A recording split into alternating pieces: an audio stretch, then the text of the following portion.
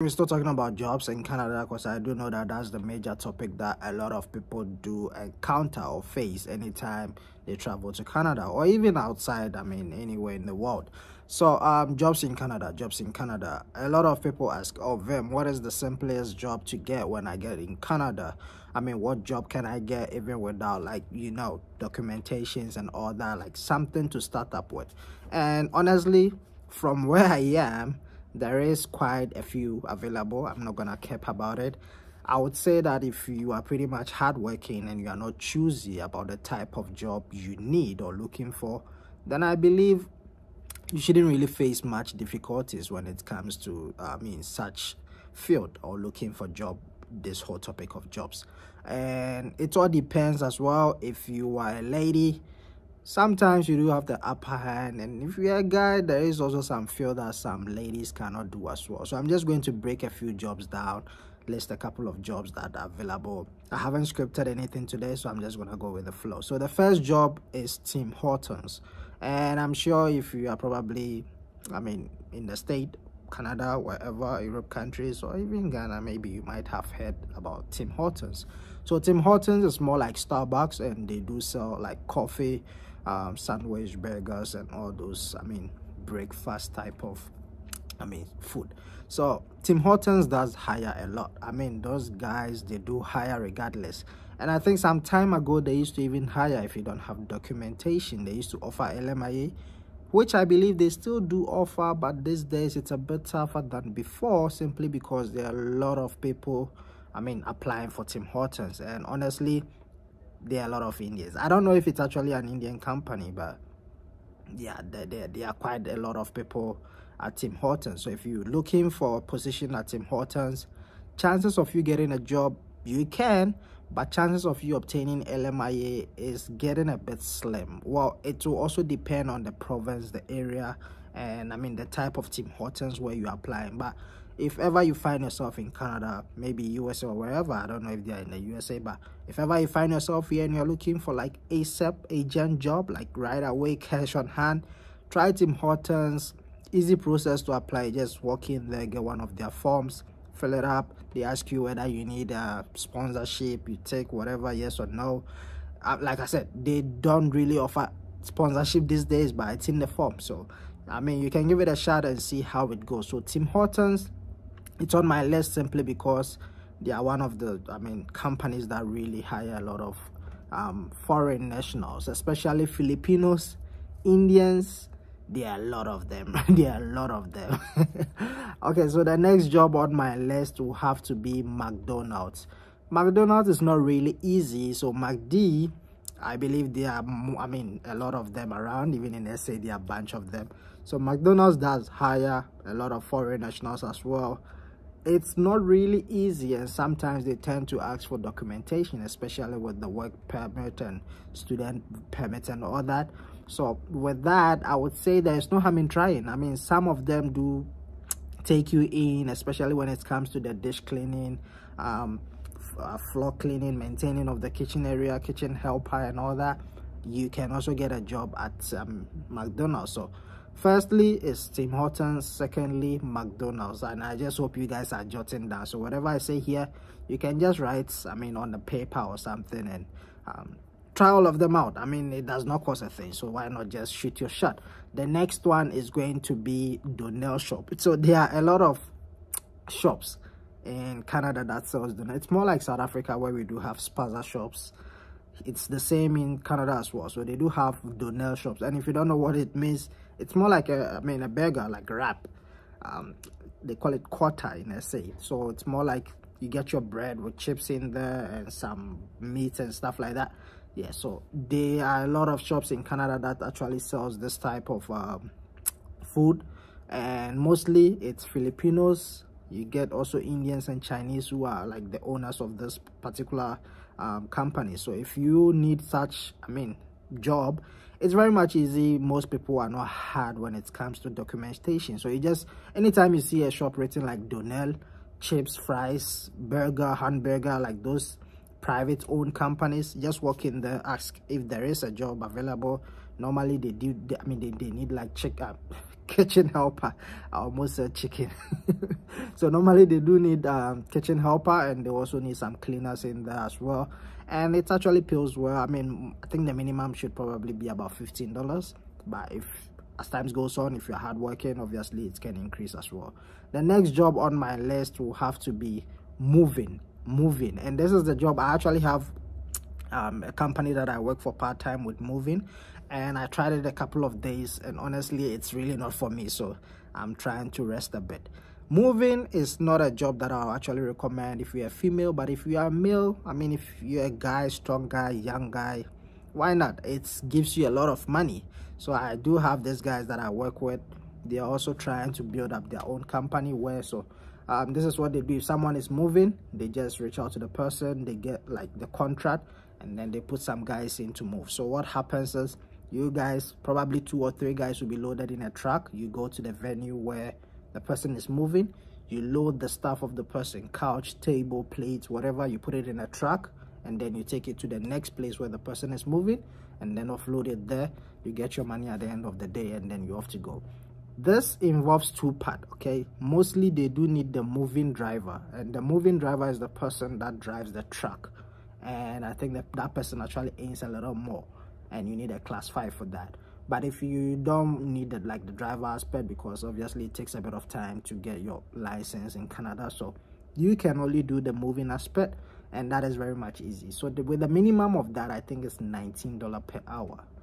Yeah, I actually did one recently. I think I've actually done about 3 times or so, and I got like $20 per hour. So with that, it's a fast, quick way to get some money inside your pocket. And sometimes I do like half a day, and I get like $120. It's really fair, especially if you're a newcomer, you have nothing doing, you need something like as soon as possible under the table kind of job, and they don't even ask you anything. With that, most of them don't ask anything. They just ask you, how old are you, how fit are you, what's that. I mean, it's that easy. And I've done, trust me, I've been around, so I've done a couple of them. It pays really well. They pay you at the end of the day. It's a job that you get your money same day. So let's say if they call you at 12, you pack everything until 6, you're done, you get your money, you go. The next day they call you, another location, you does it. You actually earn more money than someone who is actually working in the office. That's the fact. And I mean, a lot of people don't talk about it, but yeah, if you're in Canada, you find yourself in Canada and you need something real quick, try moving, and I think there should be potential in that field. Another one that I would also mention is more like being self-employed. All right, I don't know how it will work for someone, but this is more going to suit someone who has a bit of money to start like a small business. So let's just say if you do have about $500, or let's say $300, you just get a shovel, you get a bucket, you get a soap, you get the window cleaning thing, and then you can start your own like cleaning service. So during summer, a lot of windows becomes dirty, so you just make a little card, go around, malls, distribute it, ask around, hey, do you need someone who can clean your windows? I can do this for this amount. Just charge as low as possible so you can get like quick customers. Then you can offer your businesses out there. They will call you, hey, are you available today? We need you to clean our windows, it's quite dirty. And it shouldn't take you much money to start, but there is a bit of challenges, because with that type of job you need a vehicle to transport yourself to venues. As a beginner or someone who is starting up, maybe you can just try with the bus. You transport yourself with buses until you have enough to get a vehicle. It's more going to be best if you have your own vehicle. And same applies to snow removal. So snow removal, especially in winter, they need a lot of snow removal. So when it's like a lot of snow in front of someone's doorstep, hey, are you available? Can you come clear this snow? You can probably get like $25 per hour or $20 per hour. You shove the snow away, you blow the snow away, you get some quick cash, and then you're off to go. So honestly, there are a lot of jobs that you can actually do to get like some small money on the side. That is even before you get like a full-time employed, like before you get your full-time contract. These are like side hustles that you can do to make a little bit of income. And this is something that I've been doing myself. So when I got to Canada, I got a couple of jobs. I got a barbering job, which wasn't really ideal. I quit. I got a mechanic job as fixing BMWs. I quit. I got a door fabricating. I used to make doors. I quit. And I got, like, there's a whole bunch of jobs that I've done in a couple of, I mean, in such a short duration. And most of them try to take chance. Most of them don't pay on time. Most of them try to, I mean, take advantages simply because they know your documents are not really up to date. So sometimes there might be some ups and downs, but I've been home for a while now. I think I've been home for about a month or two without like a full-time employed job. And this side hustle businesses that I've been doing on the side is really making me a bit of money, which sometimes I'm like, why not even create my own business and forget about this whole, I mean, working for someone and stuff. But it's a step, all right, step by step. You don't just wake up and create your own business. Sometimes you need to be under someone in order to, I mean, have your own company or get to somewhere. So it's step by step, but there's a whole bunch of businesses that you can actually do that does not require you to have like certain documentation. I mean, as times goes on, if you have the documentation, you can probably apply for like high-end jobs, your call center, your business, your teaching. They are all there. But if you are new in the country, you can basically do something minor just for you to get some money, just have something, because if you are new, you can't stay home for about a month or two looking for big jobs. I mean, if you get any minor jobs, you can still handle it, you can still do it, and as times goes on, you should be able to, I mean, go.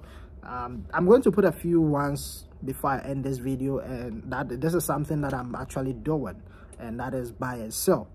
So I'm also into buy and sell, and this is something that I've been doing way in South Africa. So if you have a knowledge of buy and sell, if you like, you've been doing a bit of it, then I believe you should be fine. But if you don't have like any knowledge, if you have complete zero idea of buy and sell, then I think it will be a bit of a problem, because you encounter some challenges. But like, there's no harm in trying, right? So buy and sell is like a university on its own. So what I normally do is I'm always online, Facebook, Kijiji, wherever, looking for good deals. And today in this world, a lot of people get broke easily. So someone might be home and be like, oh, I need agent cash, but I don't have money. So what can I do? Maybe I can sell this camera. Maybe I can sell this phone. Whatever that the person sees around, the person sells it. And the fact that the person is desperate and needs urgent cash means the item is going to be cheaper. So if this phone sells in the market for probably $800, because the person needs urgent cash, the person is going to sell it for about $200 or $250. So you reach out to the person, you buy it. I mean, if there is some negotiations to be done, you do the negotiation, you buy it for about $150 or $180. That's a good deal. You do whatever that needs to be done. Let's say if the protector is cracked, you fix the protector, you get a new cover, you clean it up, you buy some extra accessories, chargers, put it in a box nicely, resell it. And how much are you going to resell it? You bought it for $150, $180, you can resell it for about $350 to $400. It's still a good price, and someone is definitely going to buy. And this is a business that requires you to have like certain amount or some sort of cash in your pocket before you start. All right, it's a good deal, it works. I've been doing this for probably like 7-8 years now, since South Africa. I don't only deal with gadgets, I deal with cars, I deal with a whole lot of stuff. So I know the market field of buy and sell. It works. Whether in South Africa, Ghana, I mean, when I was in SA, I did it more. When I got to Ghana, I did it more again. I used to sell a lot of cameras in Ghana. Here, so far, I've sold probably about 9 or 10 cars so far. And it's something that nobody's gonna tell you. A lot of people don't make videos talking about the side hustles, but it is real. You get cash out of this, and it's something that I will really urge someone who has the knowledge of buy and sell to try out. Okay, if you have more information, or if you have more questions, if you don't understand anything about the buy and sell, let me know.